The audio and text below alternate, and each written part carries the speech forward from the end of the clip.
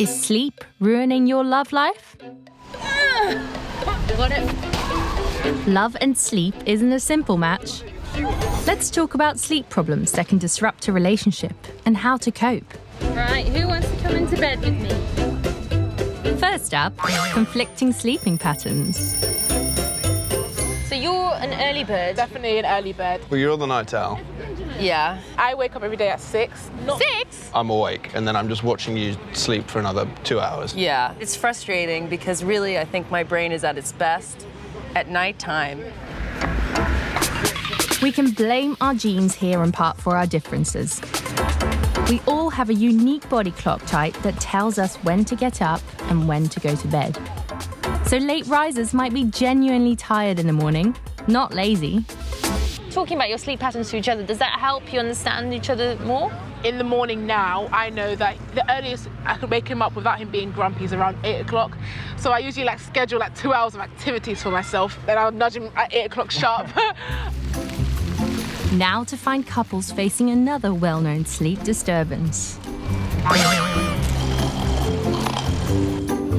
Snoring can have many causes. You can inherit it from your parents, but also smoking, drinking, being overweight, or having a cold could be a factor. Yay, I've got friends. Have you ever heard him snore? On the sofa. What's it like? Like a pig. So when she snores, is there anything you want to do? Poke her, prod her or something to shut her up. But then as soon as I'm about to do it, completely stops. I've just read his mind. Magic. Yeah.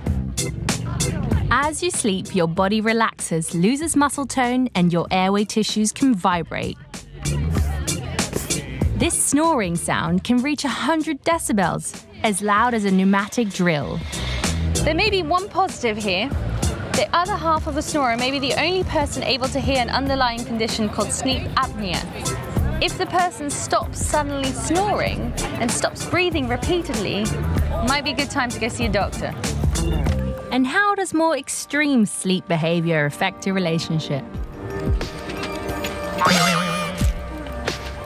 I tend to reorganize my bedroom and things. Other times I've woken up with skinned knees. I don't know what I've been doing. Pottering about the house mostly.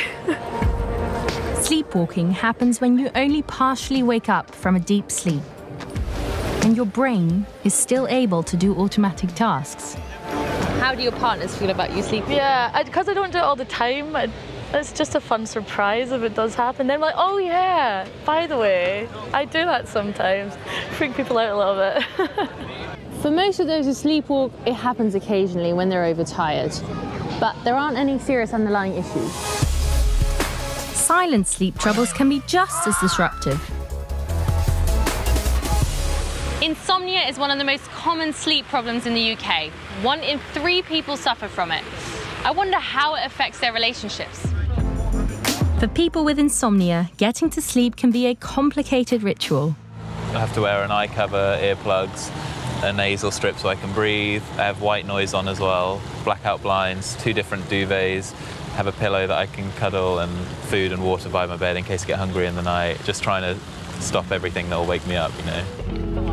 Though it seems counterintuitive, doctors do advise getting up to do something else and returning to bed when you feel sleepy, instead of just lying there. Does this affect your relationships at all? What relationships? Yeah. I've never got that far with anyone because they don't want to put up with it. You may not always find the perfect partner in both love and sleep, but it's really important to talk about your nighttime habits. And what about me? Fortunately, my current boyfriend and I have very similar sleeping schedules, although we may still sleep in separate beds sometimes just to get a really good night's sleep. Good sleep equals good relationship. Now, if you'll all be quiet, please.